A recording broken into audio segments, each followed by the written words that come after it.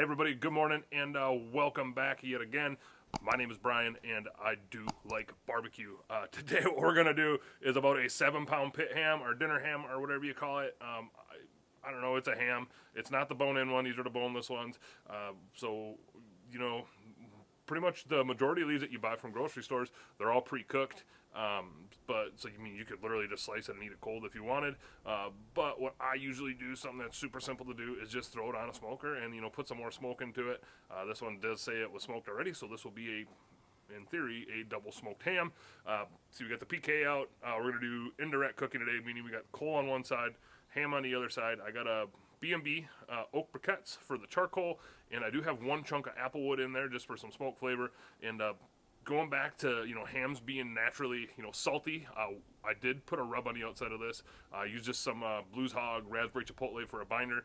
But when it comes to seasoning the outside of a ham, you really don't have to do it. But I like to do it, and I like to pick a rub that doesn't have a high salt content, or at least to me doesn't taste salty. We're gonna use some SuckleBusters Texas Pecan Bbq Rub. I tried this the other night on. I think I had it on, some beef, and to me it was really good flavor on it, not a lot of salt, which would be perfect for this ham. So without further ado, let's take you in, we'll get the ham on, and show you the setup. All right, you can see we got our ham right here on this drying rack.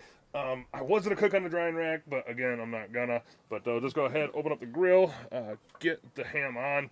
You can see the setup we got coal on the left. We got just a drip pan underneath, the charcoal grate on the right. The ham will be placed, well, let's just do it. The ham will be placed right here, and I am gonna take a internal temp probe and kind of just figure out where the middle might be. Gonna be about there. I'm just gonna probe this thing right through the center. Well, that might not work. Just like that. But I'm going to leave it just like that. I'm going to cook this thing low and slow today. I got time. So I'm just going to go ahead and shut this thing down. And bottom vent is about, the way the vents are set up today is you got coal over here. So the bottom vent is open just a crack. Top vent above the coal is closed. And then we got the vent here open about halfway. And the vent there open on the bottom opened, well, it's not opened at all. So, open, allowing the heat to move across the grill. And then, out, the top above the meat. So, like I said, I got quite a bit of time on my hands today. Usually I do these at like 250-ish, I guess. But today we're going to just shoot for like 200 to 225. And we're just going to take this thing low and slow up to about an internal of 140. So at some point I will be doing a glaze. So I will pick back up when I'm making that glaze. Otherwise we'll just we'll check in every so often. So see you in a little bit. All right, so we have been on for about 2 hours and 10 minutes, I think. Our grill's been holding right around that 230, 235 range. I know I said I was going to keep it a little lower, but it's fine. I haven't really had to mess with the vents at all. Internal on the ham is at about 95 degrees, so let's go ahead and take a quick peek. There, it's a ham. It's cooking right along. See, we got plenty of charcoal left. And yeah, I'm going to be doing a glaze on this. Probably when the ham gets to about 120-ish degrees, I'll probably come out and put the glaze on like every 5 degrees or so until it's done.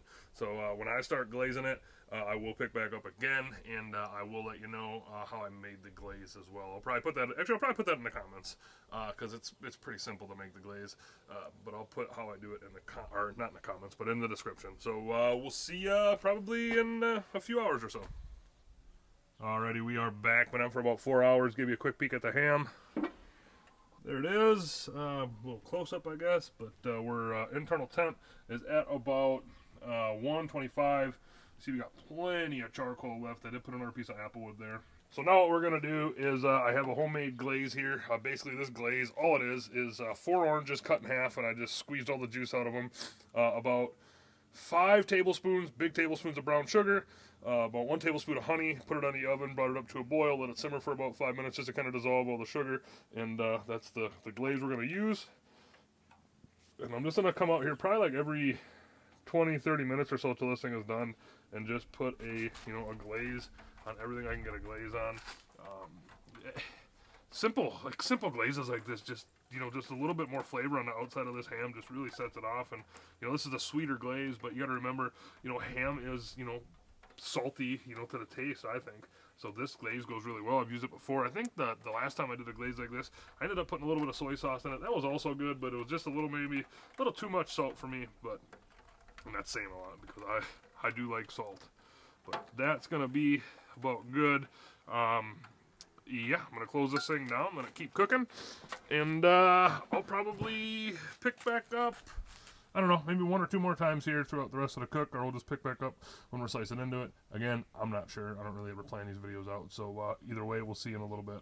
So we are back, and it is time to eat. Got our, we'll just call this a 7-pound ham. Like I said, pre-cooked ham. Did it on the PK grill. Ran that thing at about 225 to 235 the whole time. Brought this up to an internal of 140. Let it rest for about 20 minutes or so, and here is the finished product. Smells fantastic.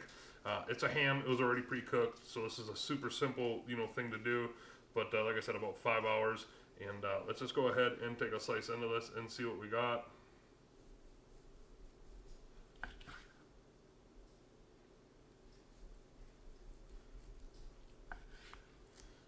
That's good enough.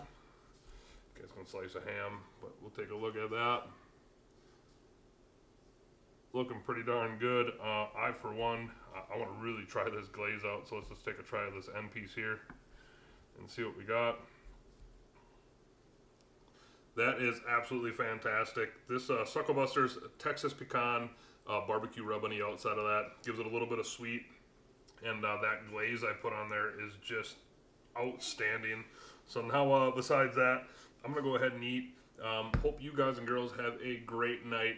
Again, I really appreciate you watching. Make sure to check me out on the Instagram and Facebook as well. But yeah, not much else. Super simple to do. Give it a try and you won't be disappointed. So Mad Horse Barbecue signing out.